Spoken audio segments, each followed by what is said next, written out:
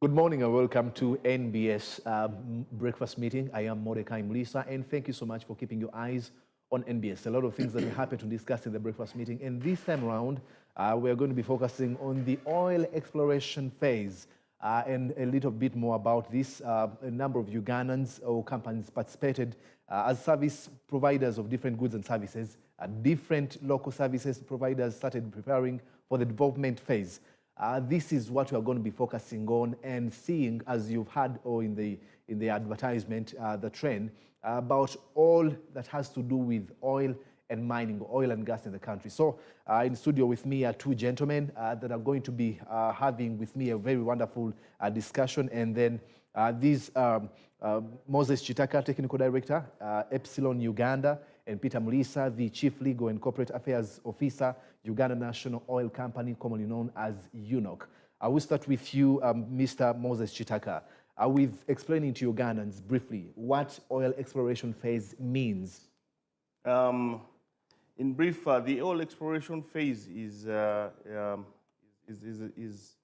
what the oil companies actually come in and try to actually ascertain the commercial viability of the project that they actually want to undertake. And in that process, they have to go around looking at different seismic studies and trying to understand the type of oil that is actually underground and the quantities of oil that are actually underground. And these are done in different areas of interest. And I think they did probably about 100 wells to try and see the kind of quality and quantity of oil that was available at that time. And that's where the local Ugandans, like ourselves, we came in to actually support that exploration phase. And at the exploration phase, there are lots of there are lots of things that are unknown, you know. So it's to a certain extent. There are a lot of things you can kind of get away with. You know, you can make a few mistakes here and there, but which are absolutely not acceptable when we come to the development phase. Oh, wonderful. Thank you so much. Peter Muliisa, my first time hosting a namesake. Muliisa. Yes, there's a lot of speculations in the public domain on what could have caused the delays. And, you know, when you listen to him about his explanation about this, why didn't we commence with the development phase shortly after the successful exploration phase?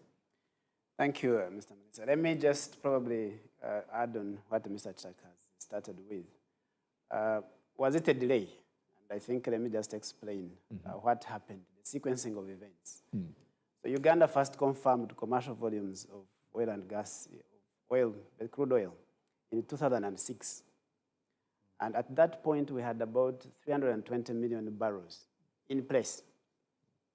And around between 2008 to 2014, there was an extended further exploration and appraisal period to basically see how much we have, how big are these reservoirs. And that's how we move from the number of 320 million to the number of 6.5 billion barrels that we are dealing with today. Now, if you have 320 million barrels of crude oil in place, your development plan cannot be the same as when you have 6.5 billion. So as a matter of fact, the development plan of the government changed when the volumes increased to 6.5 billion. So the commercialization plan evolved into having a refinery and having a pipeline. That was driven by the volumes that were confirmed between 2008 and 2014. Now, as a country, we must also notice that our crude oil deposits are inland. We are a landlocked country. So you have crude oil inland almost to 1,500 kilometers from the sea. It's a greenfield development. You have no assets, you have no pipeline, you have no refinery. So you basically have to develop everything from scratch. And that takes time. The other bit is that we had an old law, the 1985 oil and gas law. And it wasn't up to the task it needed to be changed. And so we had to go through a period of developing the oil and gas policy in 2008, enacting the laws that would govern how this resource is exploited, how it is governed, how it is the revenue out of it are utilized. And these laws are not developed overnight. You have to involve all stakeholders. You have to engage the communities where the oil is. You have to engage the kingdoms. You have to engage the local governments. You have to engage parliament. You have to engage basically all the stakeholders. That takes time. So the 2008 oil and gas policy gave us a framework within which we could structure the laws. And in 2013, we enacted the two key laws, the upstream law and the midstream law. And in 2015, we enacted the law that governs the Public Finance Management Act, that governs how the revenues are received, how they are spent. And of course, when the commercialization plan changed, we had to align with the oil companies on how we're going to commercialize our oil and gas. And those negotiations took about 2 years, 2012 to 2014. And an MOU was signed in 2014 that agreed, that basically concretized the agreement between the government of Uganda and the oil companies that crude oil would be exploited and commercialized in two ways. There were actually three, but one has been dropped. One, through an export pipeline. Two, through a refinery. So after this framework is set, then you're actually ready for development. Because just imagine if the development was commenced immediately after 2006 with no clear laws, with no stakeholder engagement and alignment, we would have a mess right now. So it was necessary that we take time and ensure that we do the right thing. Oh, wonderful. Coming to you, Moses, with shifting timelines, one thing that we now know, most companies that had heavily invested suffered adverse economic distress. One would be interested to know, in the anticipation of the development phase, what have you done since 2012, and what are more of the impacts and shifting timelines have had on the technical, financial, and human resources? When we were doing the exploration phase, everything looked towards development almost immediately after the exploration phase. That was the feel, that was what we were getting from the oil companies, the way the contracts were structured at the time, the way the work program was structured at the time. And for us, it was really a question of, we just have to roll over. And so we continue to invest, we continue to actually take on risk, because they can't wait for you to get ready when in this oil and gas business. So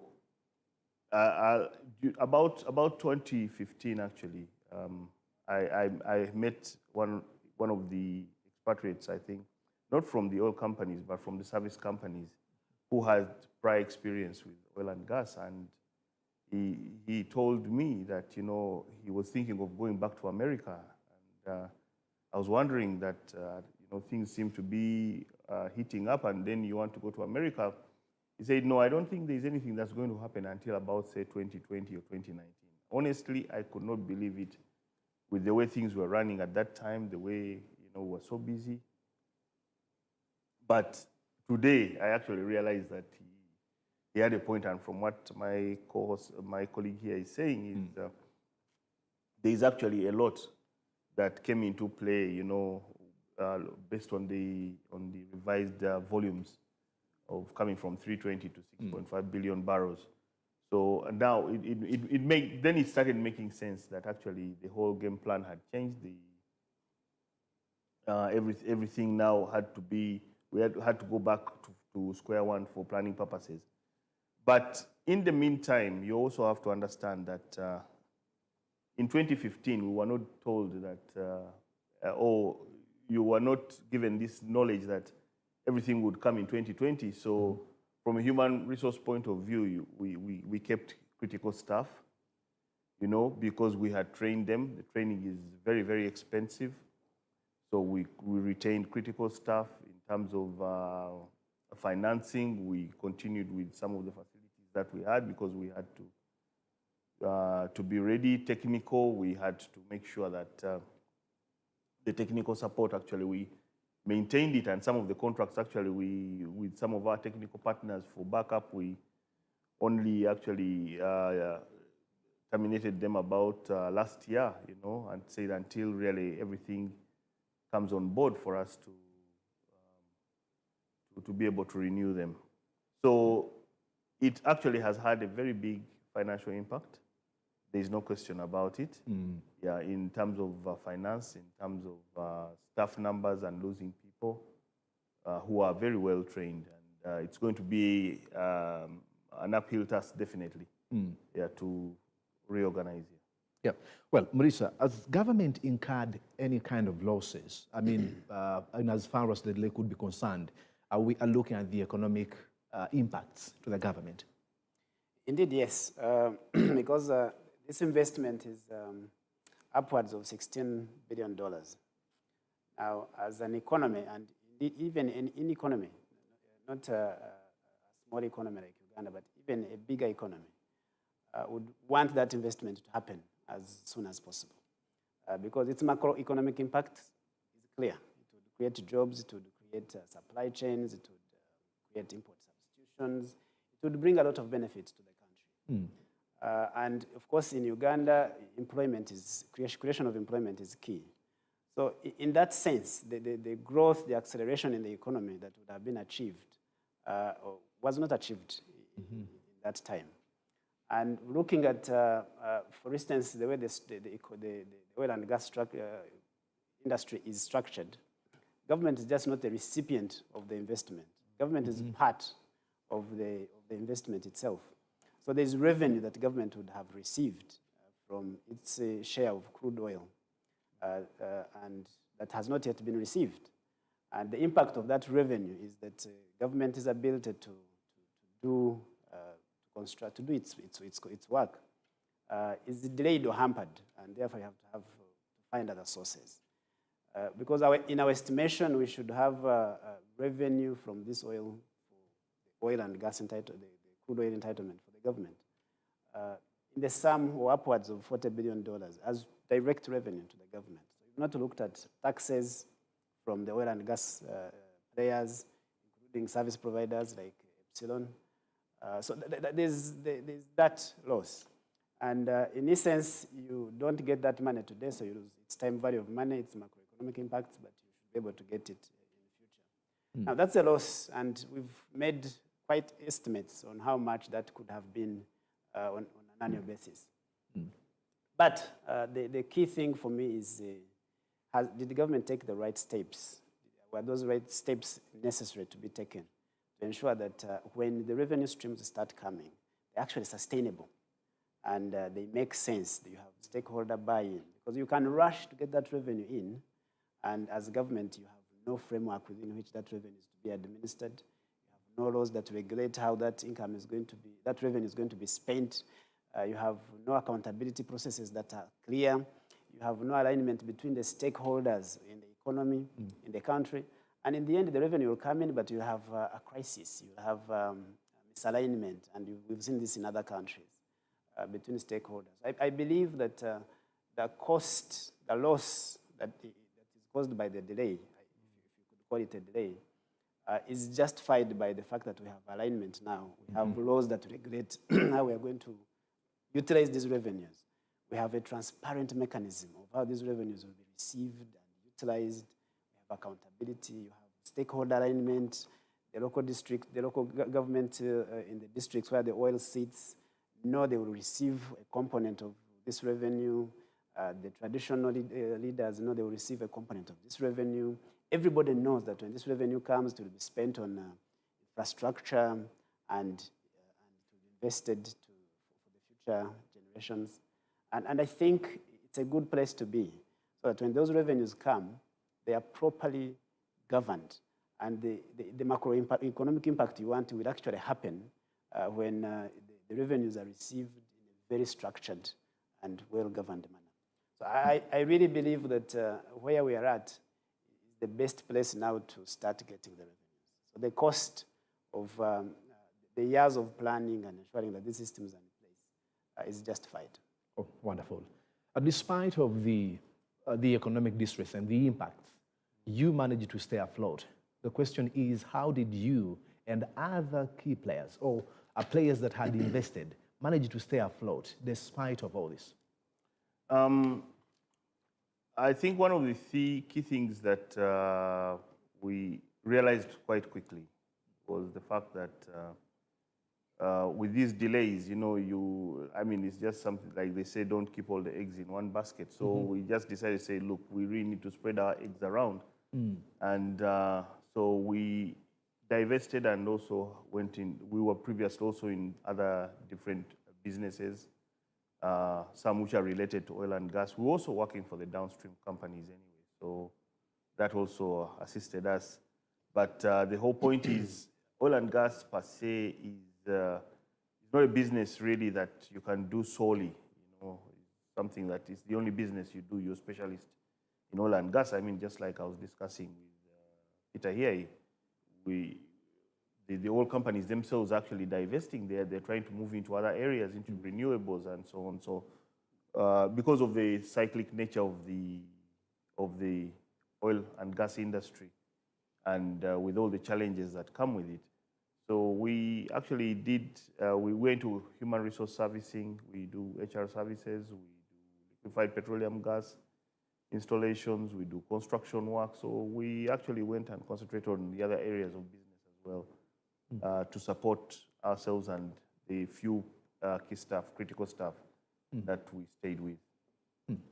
Well, Peter, what lessons have been picked along the way in relation, you could ask, could the development phase have been better facilitated, happen faster than it has been done?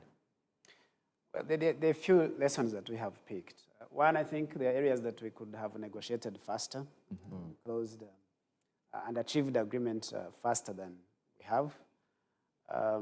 Probably the laws could have been enacted a lot faster, but that requires a lot of stakeholder alignment, stakeholder management. So everybody is on the right footing.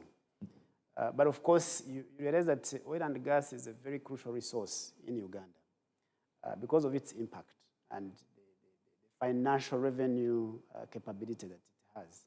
And so the alignment probably couldn't have been achieved faster, but I think we could do better in that area. Then, of course, you realize that the initial companies that did the exploration that my brother Kitaka worked with are not the entities that are running the development phase. So because we're a frontier state, we're unknown for oil and gas, other than oil seeps and a few data that the government had acquired. We were unknown as an oil and gas province, so we're a frontier state. And that usually attracts smaller companies that are willing, whose risk appetite is much higher than the bigger companies. So you deal with small companies. And in 2006, we had Talo come in, but we only had Heritage before that, Hardman, and Energy Africa. Very, very small companies then. And the discoveries were made by those. So then you have Talo come in 2006, taking over Hardman and Energy Africa. And they pushed the project. But then you have Heritage sale, because it could not manage the development phase in terms of financing. And then the big ones come in, Total and Sinnoh. So that evolution itself causes delay, because you can't do the development in the time frame that you want when you have small companies that don't have enough money to do the development. So that phasing also delays. So of course, now that we're a known province, hopefully we can attract bigger companies that are able to go through exploration, development, and production. But going back to the lessons that we have learned, I believe that we could have done a few things faster, but most of the things that were required to be done, as I have listed, were done as quickly as possible, but achieved to ensure that we develop the sector very well. So there are a few lessons that we have picked, but by and large, I think we've been in good time, and we are now ready to take off. I think the focus should be where we are headed from now. Well, Moses, knowing what you know now, what what would what would you have done differently?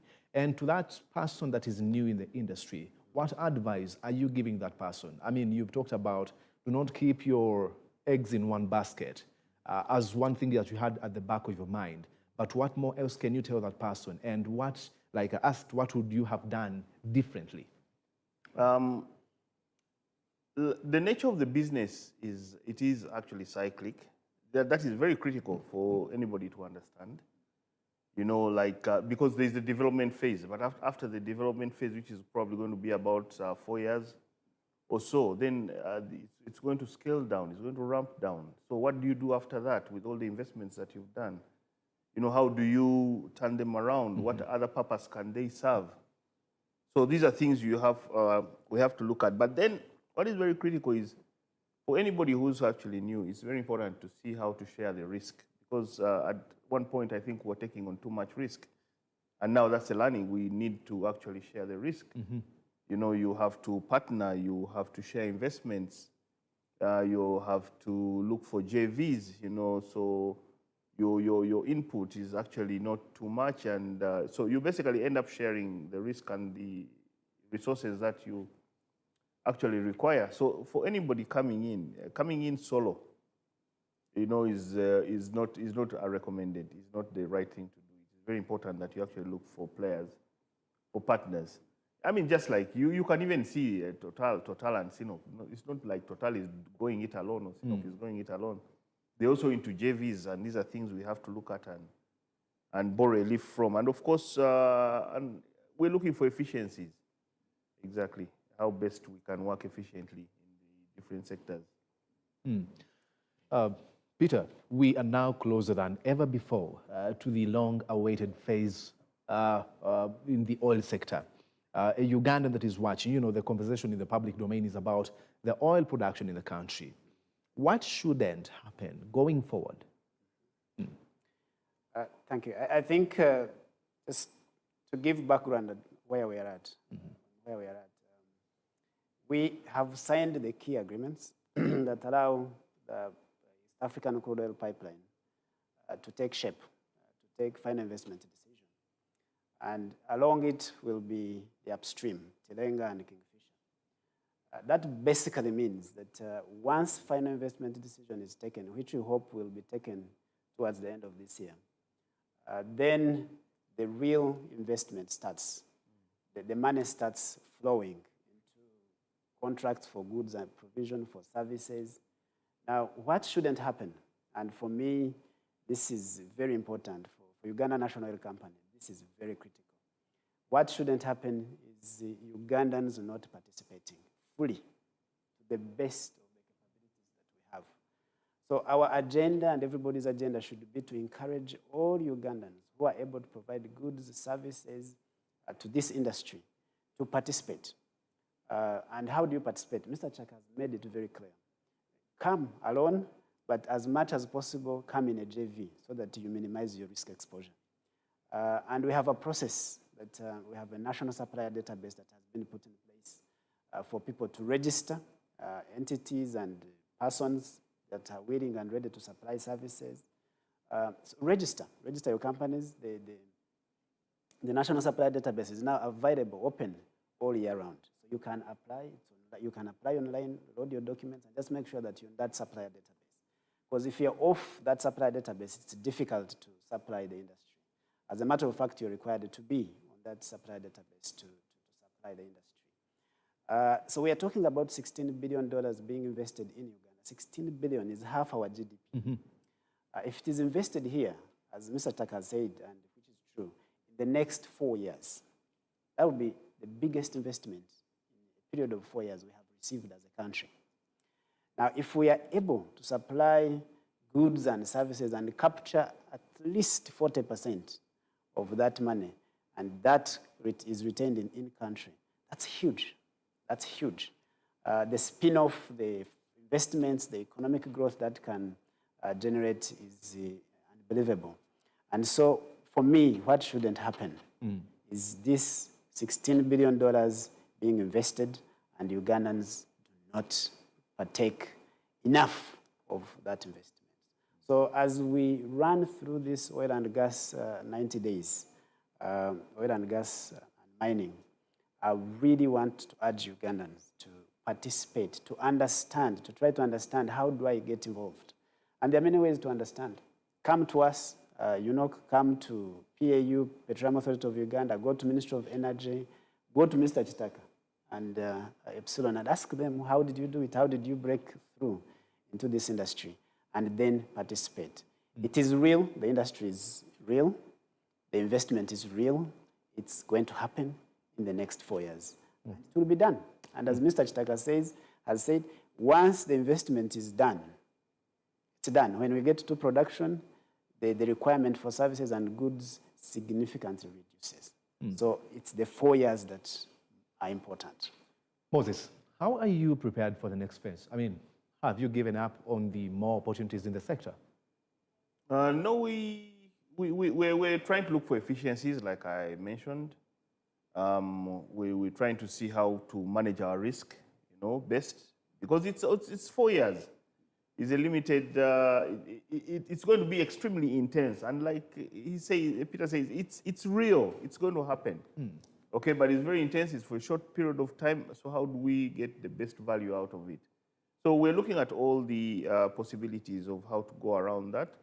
Of course, with calculated risk, and calculated efficiencies. And of course, we're looking at our logistics bases, and we're working on those. Okay, to further get ready. We definitely want to play a role. I mean, this is our country, and we definitely, as Ugandans, and as he says, and rightly so. I mean, it's really up to us to play our part. Absolutely. And yes, we have to. It's hard work. Yeah. Well, we are getting out of here. I will start with you, Peter Muliisa. What is that one thing that you don't want to leave unmentioned? I mean, in your concluding remarks.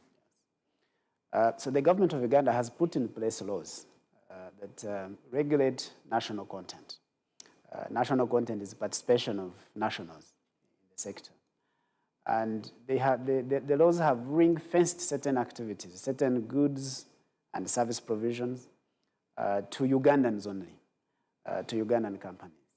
And so it's an opportunity for Ugandans to take up those, at least those services that are ring-fenced for Ugandans. I'm sure we can participate even in other services that are not ring-fenced. But for the ones that are ring-fenced for Ugandans, I urge all Ugandans to ensure that we seize those opportunities and commercialize them and participate and provide the services. This is probably the emphasis I will make as my parting shot, to urge all Ugandans to understand this industry and to participate in the industry. And part of understanding the industry is to watch the 90 days of oil and gas mining on NBS here, so that the different people who come here and share experiences, share stories, share technical knowledge, benefit the Ugandans who want to participate. And information is available on our website, Disturb Us. We are employed to be disturbed so that you understand the opportunities and what can be done. So come to us, do not hold back. Come to us, let us be understood. We will make you understand what the industry is about. There are a few training institutions, but there are a few that are focusing on oil and gas capability and upskilling. The Stanbic incubator is one that has focused on service providers. So for companies, for partnerships, for entities that are registered, go to the incubator.